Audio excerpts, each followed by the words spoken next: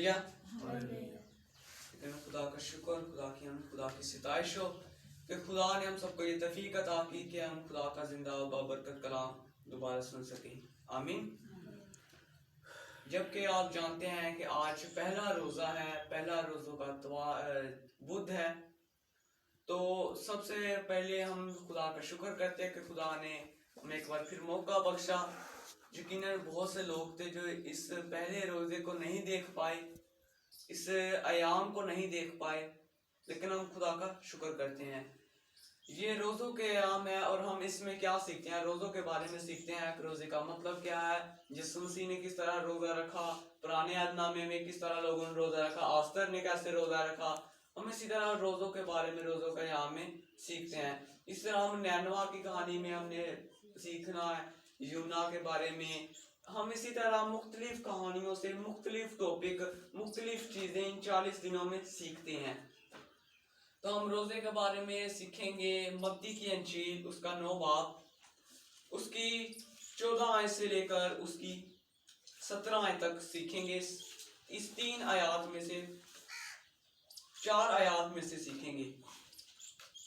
मत्ती की अंजील उसका 9 बाब और उसकी वर्स नंबर 14 to 17।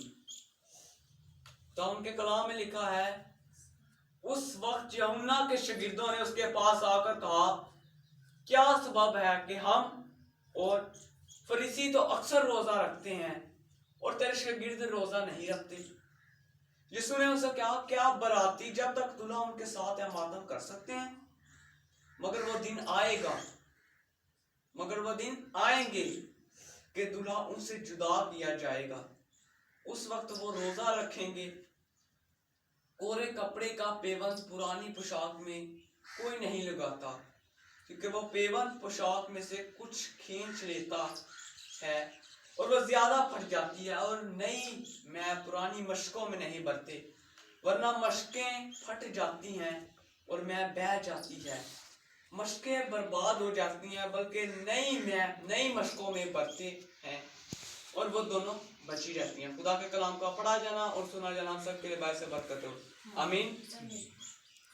यहाँ पर एक स्टोरी है।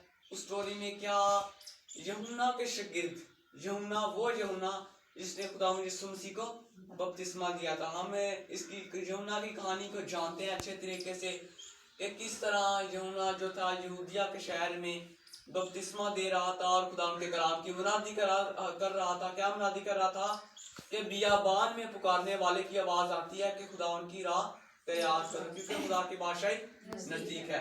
तो यूहन्ना जो है वो खुदा की मुनादी करता है, खुदा के बंदों को बपतिस्मा देता है और कहता है कि तौबा करो ताकि खुदा की बादशाही नजदीक है।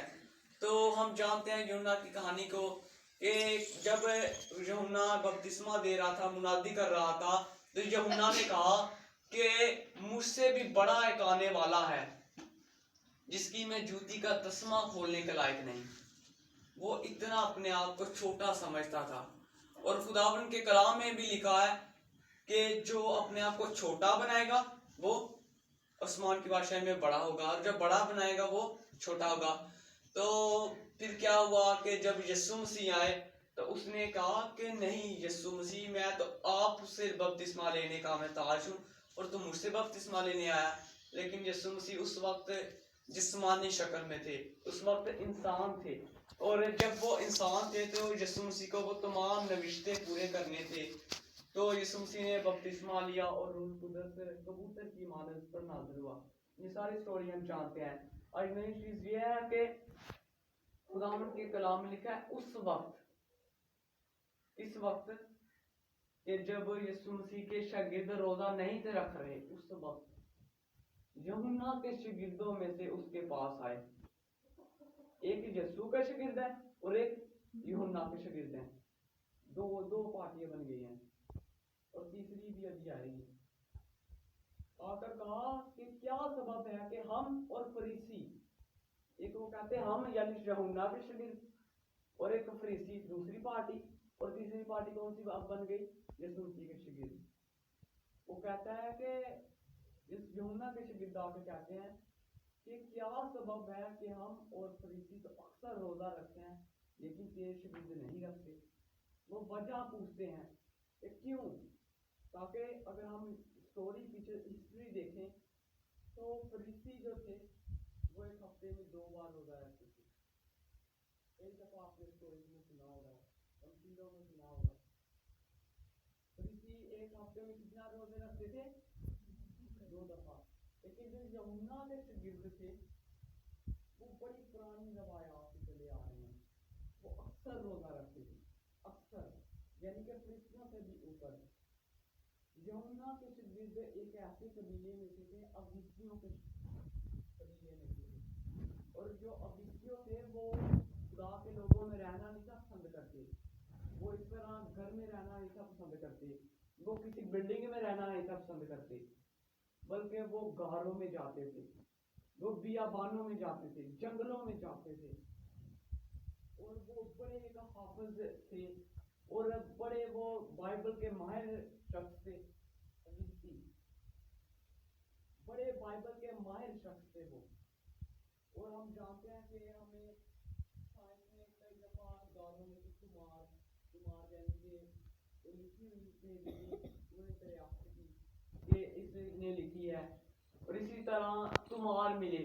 और जो यूहन्ना के शागिर्द थे वो उस अबिसियों के कबीला में से थे, और यूहन्ना के शागिर्द से थे वो अक्सर रोजा रखते थे, लेकिन जो फरीसी थे वो हफ्ते में 2 दफा रोजा रखते थे। लेकिन वो यीशु मसीह से आकर कह रहे हैं कि क्या वजह है कि तेरे शागिर्द रोजा नहीं रखते। हम जानते हैं, अब यूहन्ना के जो शागिर्द थे, इसमें यहाँ पर हम देखते हैं कि फिर दूसरे दिन फिर यूहन्ना पहला बाब में लिखा है, उसकी 35 आयत से मैं पढ़ रहा हूँ। दूसरे दिन फिर यूहन्ना के शागिर्दों में से 2 शख्स खड़े थे, यूहन्ना और इसके शागिर्दों में से उसके शागिर्दों में से 2 खड़े थे, और यीशु जा रहा था और वो निगाह करके कह रहे थे यीशु को, देखो ये खुदा का बड़ा है जो जहान के गुनाह उठा ले जाता है। यूहन्ना के शागिर्द कह रहे हैं यहाँ पर, इसके शागिर्द यूहन्ना के। और फिर खुदा का कलाम लिखा है, इन उन दोनों में से जो यूहन्ना की बाबत सुनकर यीशु के पीछे हो लिए थे, यानी कि यूहन्ना के शागिर्द कौन थे? एक शमौन यानी पतरस और उसका भाई इंद्रियास, ये 2 शागिर्द थे यूहन्ना के, और ये बाद में किसके पीछे हो लिए? यीशु के। तो ये यीशु के पीछे हो लिए, तो इस वजह से वो यूहन्ना के दूसरे शागिर्द कहते हैं। अगर हम देखें दोस्तों का एक ग्रुप हो, एक दूसरे 3 पार्टियां, एक हम नाम देते हैं ए ग्रुप, एक बी और एक सी, ठीक हो गया। एक जो ग्रुप सी है वो तो बिल्कुल अलग है, फरीसियों का। ग्रुप बी जो है यूहन्ना के शागिर्दों का ग्रुप है, और ग्रुप जो ए है वो यीशु के शागिर्दों का। ये 3 ग्रुप बन गए, ठीक है, ये 3 ग्रुप बन गए। अब जो सी है वो सी वाले एक जगह पे रहेंगे। अब जो बी वाले ग्रुप है उनमें से कुछ 2 लोग, सपोज एक मिसाल लें फॉर एग्जांपल के 2 उनमें ग्रुप है 10 का, यीशु के शागिर्द 12 कर लेते हैं, 12 यीशु के शागिर्द का ग्रुप, 12 यूहन्ना के शागिर्द का ग्रुप, मिसाल के तौर पर कह रहा हूं, और 12 फरीसियों का ग्रुप। और यूहन्ना के ग्रुपों में से 12 उठकर यीशु के शागिर्दों में से चले गए हैं, यीशु के ग्रुप में चले गए हैं, ठीक है। तो इस वजह से अब देखें, यूहन्ना के शागिर्द उठकर कहते हैं कि हाँ भाई तू ही बड़ा यीशु के ग्रुप में चले गए, तू ही रोजा में रख दे। वहां के सवाल करने क्या सवाल कर रहे हैं कि क्या सबब है, यीशु से डायरेक्ट यीशु से बात कर रहे हैं। किसी शागिर्द पतरस से, इंद्रियास से, याकूब से, यूहन्ना से, फिलिप्पस, बरतलमाई, तोमा, किसी से नहीं बात कर रहे, वो डायरेक्ट आकर यीशु से बात कर रहे हैं। किससे बात कर रहे हैं? यीशु से। क्या बात कर रहे हैं कि क्या वजह है, क्या सबब है कि हम और फरीसी तो अक्सर रोजा रखते हैं, अक्सर, यानी कि फरीसी भी अक्सर वो 1 हफ्ते में 2 बार, लेकिन जो थे यूहन्ना के शागिर्द वो अक्सर रोजा रखते थे। लेकिन खुदा का कलाम में वो पूछ रहे हैं कि तेरे शागिर्द क्यों नहीं रोजा रखते। फिर यीशु ने उनसे क्या कहा, हम ये सारी स्टोरी को जानते हैं, लेकिन हमें हर बार एक नई चीज मिलती है। जिस तरह शायद आपको ना पता हो कि यूहन्ना के शागिर्द थे, वो यीशु के शागिर्दों में शामिल हो गए, और इस वजह से यीशु के यूहन्ना के शागिर्द लानतान कर रहे हैं कि तुम क्यों नहीं रोजा रखते। लेकिन हम जानते हैं कि खुदा का खादम है ग्राहम बेल, अमेरिका का खुदा का खादम है, और वो कहता है कि मैंने फेसबुक पर भी देखा है, वो कहता है मैंने बाइबल का मुताला कितनी बार किया है? 200 बार। अगर हम एक लाइन को 100 बार ही पढ़ लें तो हमें वो लाइन मेरे ख्याल में पूरी जिंदगी नहीं बोल सकती। और वो खुदा का कलाम का, वो खुदा का बंदा कह रहा है ग्राहम बेल कि मैंने खुदा के कलाम का मुताला 200 बार किया है, लेकिन मुझे हर बार एक नई चीज मिलती है। इस बार भी खुदावन ने, क्या पता हमारे अंदर कोई नई चीज खुदावन ने डाली हो कि इस दफा ये तूने सीखना है। तो खुदा के बंदे यूहन्ना के शागिर्द यीशु मसीह से डायरेक्ट जाकर कह रहे हैं, और फिर यीशु क्या उन्हें जवाब देता है? बड़े यीशु आराम से, सुकून से, नरमी से, इत्मीनान से जवाब देता है कि क्या बराती जब तक दुल्हन के साथ है मातम कर सकते हैं? खुदा कह रहा है ये नहीं, इग्नोर नहीं कर रहा, उन्हें रद्द नहीं कर रहा उनकी तलीम को कि नहीं उनकी मर्जी, जब मैं उन्हें तलीम दे रहा हूँ तो वो रोजा ना रहे। वो कह रहा है कि जब तक बराती दुल्हा के साथ है क्या वो मातम कर सकते हैं? नहीं।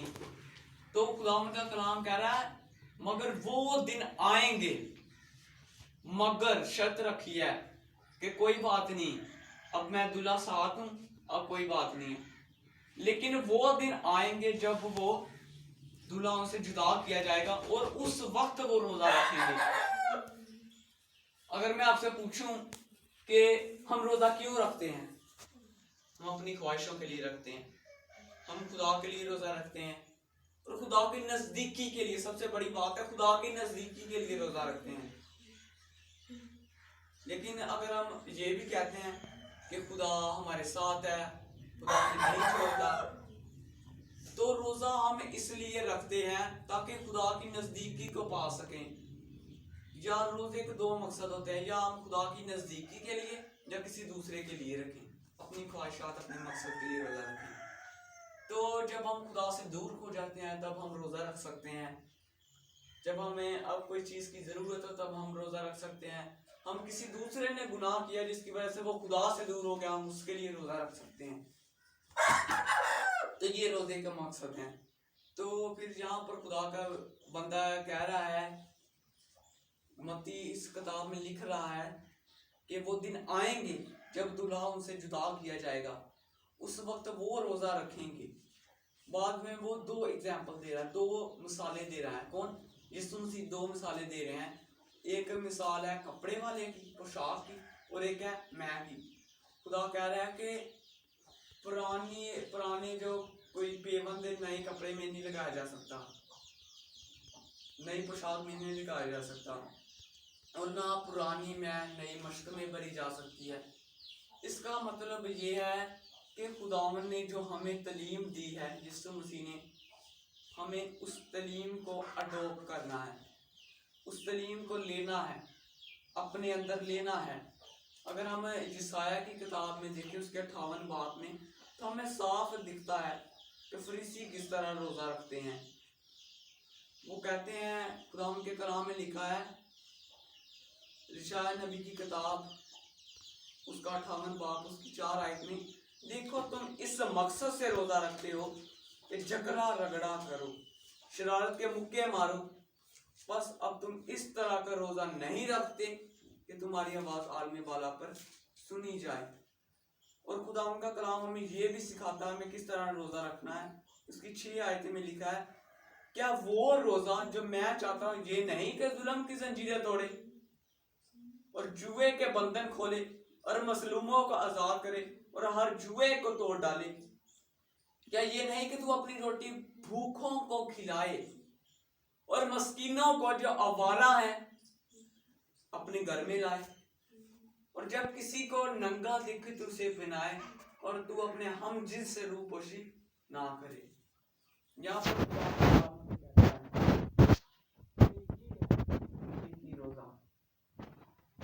तरह रोजा रखना है कि बंधन खुल जाएं, जंजीरें टूट जाएं। यीशु मसीह ने 40 दिन 40 रात रोजा रखा था जी, बिल्कुल रखा था मसीह ने रोजा। तो फिर क्या बंधन नहीं थे टूटे, जंजीरें नहीं थी टूटी थी। तब हर तरह के बंधन यीशु मसीह ने तोड़ दिए, जुएं हर तरह के खुदा ने जंजीरें, इब्लीस ने जो अपनी जंजीरों में लोगों को जकड़ा था, टूट गई। इसी तरह अगर हम बहुत सी कहानी, आस्तर की कहानी में देखें, उसने रोजा रखे, बादशाह ने हालांकि हुक्म जारी किया था, और उस दौर में बादशाह अगर कोई हुक्म कर देता तो बादशाह खुद भी नहीं था उसे टाल सकता। ऐसा कानून था उस मुल्क का कि अगर बादशाह कह देता ना, बादशाह ने कह दिया था, उस पर मोहर लग गई थी कि यहूदियों को तबाह कर दो, निस्तो नबूद कर दो, तो बादशाह खुद भी चाह कर नहीं था रोक सकता ये हुक्म। लेकिन आसर ने 3 दिन का रोजा रखा, अपनी सहेलियों के साथ 3 दिन का रोजा रखा, खुद भी और अपनी सहेलियों के साथ, अपनी कौम के लिए। तो बंधन टूट गए, जुएं टूट गए। तब बादशाह, अब आप खुद देखें कि अगर ऐसा कानून हो कि एक बार कह दें ये इसे कत्ल कर दो, दोबारा बादशाह चाहकर भी वो कानून ना बदल सके, तो वो किस तरह बचा सकेंगे, कितना मुश्किल होगा। लेकिन खुदा ने उसके लिए भी सलूशन निकाला, हल निकाला। क्या हल था कि उसने कहा था आस्तर ने और उसके चाचा जो था कि एक कानून उन्होंने एक और पास कर दिया, क्या कि जो यहूदी हैं वो अपने दिफा के लिए लड़ सकते हैं। तो उन्होंने सोचा कि ये तो हम सन लड़ाई च मनवा देंगे, एक तो पहले उन्होंने उनकी कत्ल कर देना सी, उदों तो आप बचाव नहीं सा कर सकने, जंग भी नहीं सा इन्हां दे खिलाफ लड़ सकने। तो हुण ते इन्हां जंग दे जरिए सानू मारन दा जरिया बनाया। उस वक्त जो इसराइली थे जिन्हें सील करके लाया गया था, उनका ये मानना था। लेकिन आस्तर जानती थी, बादशाह जानता था, उसका आस्तर का चाचा जानता था कि नहीं, इस तरह भी लोग बच सकते हैं, ताकि जंग अगर हो तो सारे लोग तो नहीं मरते, कुछ ना कुछ बच जाते हैं। तो इस तरह आस्तर ने अपनी कौम को बचा लिया। नैनवा की कहानी में देखें, यूना जो नबी था, उसने जब मुनादी की, लोगों ने रोजे रखे, तो खुदा उनके गुनाह को माफ किया और खुदा उनके नजदीक हो गया। कि उन्होंने रोजे रखे ताकि खुदा उनसे दूर था। आज यकीनन हम अपनी जिंदगियों को देखेंगे कि कहीं हमारी जिंदगी में कोई गुनाह तो नहीं जिसकी वजह से खुदा हमसे दूर है, जिसकी वजह से मेरी पढ़ाई पीछे जा रही है, जिसकी वजह से मेरे सर में दर्द होती है, सेहत तंदुरुस्ती नहीं है, हमारा कारोबार नहीं है। हम सब खुदा से दुआ मांगेंगे और देखेंगे कि अगर हम किसी चीज की वजह से खुदा से दूर हैं, तो खुदा से दूरी को, इस जंजीर को, इस बंधन को तोड़ने का एक सलूशन है। वो क्या है? रोजा। रोजे में बड़ी कुदरत है। रोजा बड़े बड़े बंधनों को, बड़ी बड़ी जंजीरों को तोड़ देता है। अगर हम देखें हिंदू मजहब में, वो कोई घर प्रवेश हो तो आरती करते, पूजा करते हैं, कोई भी शुभ काम हो पूजा करते हैं। और बाइबल में भी एक ऐसी रस्म है, वो क्या है? रोजा। यीशु मसीह ने अपनी खिदमत शुरू करने से पहले, बपतिस्मा लेने के बाद क्या रोजे रखे? आस्तर ने रोजे रखे ताकि वो बंधन टूट सकें। यूना ने मुनादी की और नैनवा शहर के लोगों ने रोजे रखे, और इसी तरह दाऊद ने भी रोजे रखे हैं, और इसी तरह और इसके अलावा हिजकिय्याह ने भी रोजे रखे हैं, और इसके अलावा बहुत से नबियों ने रोजे रखे हैं। लेकिन कई दफा हमें जिक्र नहीं मिलता, ताकि हमें उस चीज का जिक्र मिलता है जिसकी चर्चा हो, जिसकी मशहूर हो कि अच्छा इसके रोजे से ऐसा हो, इसके रोजे से ऐसा हुआ। बहुत औक़ात हमारे रोजा रखने से कोई बहुत बड़ी कामयाबी नहीं होती, या हमें बहुत बड़ा, हम कहें कि खुदावंदा हमारा कारोबार नहीं है तो हमें कारोबार का, तो हम सुबह देखें तो कोई हमें कहे कि ये ले इतनी बड़ी कार, या कोई के ये ले कैरी डब्बा और इससे कारोबार कर। नहीं, बाज़ों का खुदावन हमारे छोटे से कारोबार में बरकत पैदा करता है, छोटे से। अगर हम देखें, अगर हम पढ़ रहे हैं, हमें पढ़ना लिखना नहीं आता, या हम कह रहे हैं कि खुदावंदा मेरी तैयारी नहीं है, और पेपर गलत टाइम पर हो रहे हैं, या हुकूमत की गलती है, तो हम खुदा से दुआ करें, खुदा से रोजे रखें। ऐसा हो सकता है खुदावंद तौफीक अता करे कि उस गोल को अचीव कर सके। ताकि खुदा का बंदा जिक्रिया कहता है कि ना जोर से ना तवानाई से, बल्कि तेरे रूह से ये पहाड़ मैदान हो जाएगा। बड़े बड़े पहाड़ चकनाचूर हो जाते हैं, जंजीरें टूट जाती हैं, जिससे कौम पूरी हलाक होने से बच जाती है। नैनवा के लोग बच गए रोजे के वसीला से। यीशु मसीह ने अपनी तलीमात शुरू करने से पहले रोजे, और इसी तरह सुलेमान ने भी रोजे रखे, हिजकिय्याह नबी ने रोजे रखे, आस्तर ने अपनी कौम के लिए रोजे रखे, और खुदा ने उसकी कौम को बचा लिया। रोजे में बड़ी कुदरत है। रोजा एक इबादत है। अगर हम देखें ना, मुस्लिम्स के 5 अरकान हैं, इबादत के 5 अरकान। जैसे कि हम कहते हैं ना, इबादत करनी है, इबादत में क्या करना, कोशिश करनी है, हमने दुआ मांगनी है और कलाम सुनना है। लेकिन अगर हम मुस्लिम के अरकान देखें तो वो उन्हें एक तौहीद और रसालत, यानी कि एक खुदा को मानना, और दूसरा क्या है, नमाज, जिस तरह हम दुआ करते हैं, और तीसरा है रोजा, उनकी इबादत का रुकन जो है, और चौथी ज़कात, जैसे हम खिराक देते हैं, कोई मांगने वाला आ जाए उसे दे देते हैं, तो और 5वीं चीज है ज़कात, हज। इसी तरह हमारी इबादत के अरकान में से भी मुस्लिम्स के 5 अरकान है, लेकिन हमारे अरकान है, खुदा ने हमें हुक्म दिए हैं कि तूने एक खुदा को मानना है, तूने बुतों की पूजा नहीं करनी। ये हमारे काम है, 10 काम जिन्हें हम कहते हैं। और इसके अलावा रोज़ा भी हम कहते हैं हम पर फर्ज नहीं है, हम मानते हैं हम पर फर्ज नहीं है, लेकिन फिर भी हम अपनी खुशी के लिए, अपने दोस्त की खुशी के लिए कि खुदा तू इसे बढ़ा, तो उसे तरक्की अता कर, ऐ खुदा तूने मुझे तो ज़हन अता किया है, तूने मुझे तो इतने नंबर अता किया है, तूने मुझे तो कामयाबी अता की है, मेरे भाई को अता कर। हम इसलिए रोज़ा रख सकते हैं। हम कह सकते हैं कि खुदा तूने मुझे सेहत तंदुरुस्ती अता की है, लेकिन मेरा बहन, मेरी भाई, मेरी बहन, मेरा भाई, मेरी माँ, मेरा बाप ये बीमार है, उसे शिफा दे। हम जिस मकसद के लिए रोज़ा रख सकते हैं, और सबसे बड़ा हमारा मकसद रोज़े का ये है कि हम खुदा की नज़दीकी को पाएं। रोज़े का सबसे बड़ा मकसद ये है कि हम खुदा के करीब हों। अगर हमसे कोई गलती, गुनाह, सरदर्द हो गया, तो हम रोज़ा रख कर खुदा से माफ़ी मांग सकते हैं, तो खुदा माफ़ करने की कुदरत रखता है। यकीनन यीशु के लहू से हमारे गुनाह धुले हैं, लेकिन हम फिर गुनाह करते हैं। हम जानते भी हैं कि यीशु ने हमारी खातिर गुनाह किया, लेकिन फिर भी हम कहते हैं चलो खैर एक गलती गुनाह खैर है। लेकिन हम जानते हैं कि कतरे कतरे से मिलकर दरिया बनता है। हमारे एक एक गुनाह के वसीले से भी हम दोज़ख में जा सकते हैं।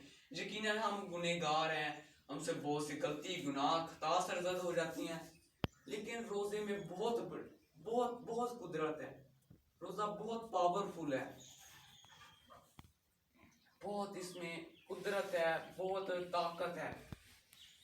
हम सब इसी तरह अपने सरों को झुकाएंगे, खुदा से दुआ करेंगे कि खुदा तेरा शुक्र हो। अगर हमने रोज़ा रखा है तो हम खुदा से शुक्र करेंगे, खुदा तेरा शुक्र हो कि तूने मुझे तौफीक अता की है कि मैं रोज़ा रख सकूं। और अगर हमने रोज़ा नहीं रखा तो हम खुदा से दुआ मांग सकते हैं कि खुदा तू मुझे भी तौफीक अता कर, ताकि मैं भी रोज़ा रखूं, मैं भी तेरी नज़दीकी को, तेरी कुर्बत को पा सकूं, हासिल कर सकूं। अगर हमने रोज़ा रखा है तो हम खुदा से दुआ मांग सकते हैं, खुदा तूने